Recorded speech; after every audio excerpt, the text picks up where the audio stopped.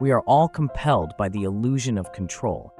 We perceive the world through the lens of our own agency, as if we're the captains of our own ships, steering through the vast oceans of existence. This includes, of course, most fundamentally, our sense of self. Who are we, really? Are we truly in control of our thoughts, our actions, our destinies?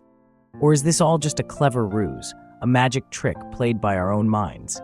The ego, that persistent I that we all carry within us, might just be the greatest illusionist of all time.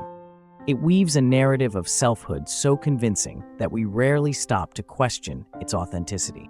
But what if this sense of self, this feeling of being a cohesive, continuous entity in control of our actions, is nothing more than an elaborate hoax?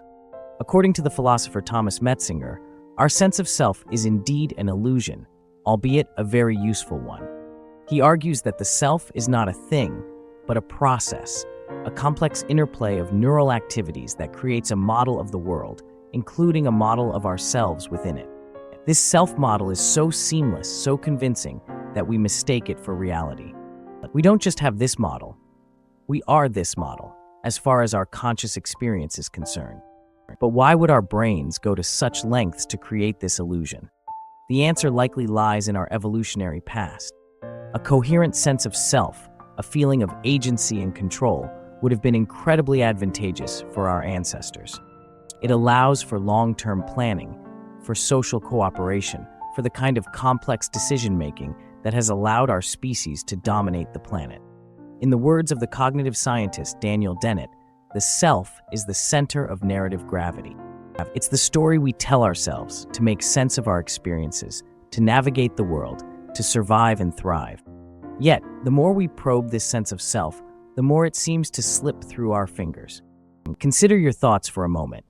Where do they come from? Do you choose to think them, or do they simply arise in your consciousness, unbidden? If you're honest with yourself, you'll likely realize that thoughts appear in your mind much like sounds appear in your ears. You don't choose them, you simply experience them.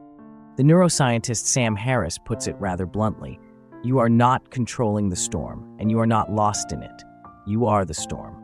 Our thoughts, our desires, our very sense of who we are, all of these arise from the complex interplay of our genes, our environment, our experiences. We don't author our thoughts any more than we author our heartbeats. But if we're not really in control, if our sense of self is just an illusion, where does that leave us? Are we merely puppets, dancing to the tune of our neural circuitry? Not necessarily. Understanding the illusory nature of the self doesn't negate its usefulness. Just as a movie doesn't become less enjoyable when we understand how it was made, recognizing the constructed nature of our sense of self doesn't have to diminish our experience of life. In fact, this understanding can be profoundly liberating.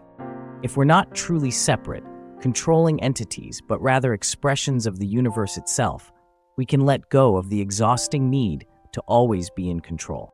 We can release the burden of being a perfect, consistent self.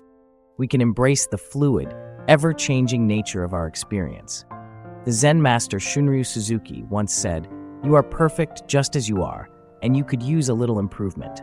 This paradoxical statement encapsulates the beauty of understanding the ego trick. We are perfect as we are because we are exactly what the universe is doing in this moment. And yet, we can always strive to grow, to learn, to become better versions of ourselves. Not because we're flawed or lacking, but simply because that's what the universe does through us. In the end, perhaps the most profound trick of the ego is convincing us that there's a problem to be solved, a destination to be reached. But what if this moment, exactly as it is all there is? What if you, exactly as you are, illusory self and all, are already complete? The next time you find yourself grappling with the question of control, of self, remember, you're not the puppet, and you're not the puppeteer. You're the entire puppet show. And what a show it is. That's it for today. Thanks for watching. If you liked the video, please like and subscribe to see more. See you next time.